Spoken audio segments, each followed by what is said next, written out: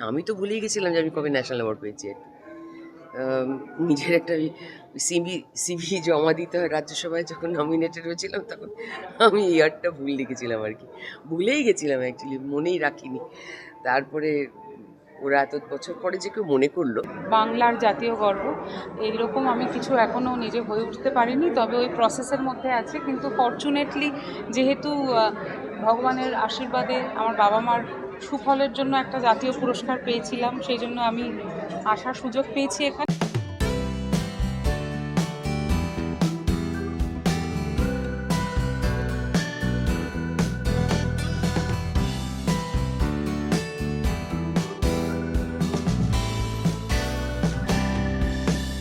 বেশ মজার। আমি এই বোধহয় প্রথমবার, আমি ঠিক শিওর নই, তবে এঞ্জেল ক্রিয়েশনসের ওরা যেটা অর্গানাইজ করেছে, রামকমল আমাকে জানিয়েছিল যে ওরা প্রোগ্রামটা করতে চায়।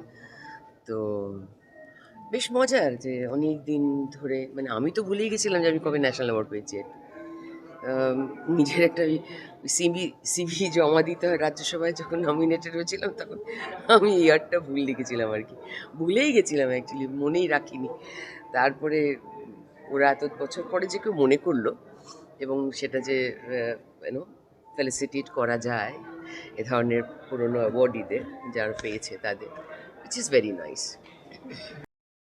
খুবই আমি ধন্যবাদ জানাচ্ছি উদ্যোক্তাদের এত সুন্দর একটা ইনিশিয়েটিভ নেওয়ার জন্য। এবং মানে এই নামটা, যে ট্যাগটা ওনারা দিয়েছেন যে বাংলার জাতীয় গর্ব, এইরকম আমি কিছু এখনও নিজে হয়ে উঠতে পারিনি, তবে ওই প্রসেসের মধ্যে আছে। কিন্তু ফরচুনেটলি যেহেতু ভগবানের আশীর্বাদে আমার বাবা মার সুফলের জন্য একটা জাতীয় পুরস্কার পেয়েছিলাম, সেই জন্য আমি আসার সুযোগ পেয়েছি এখানে। আমার খুব আনন্দ হচ্ছে।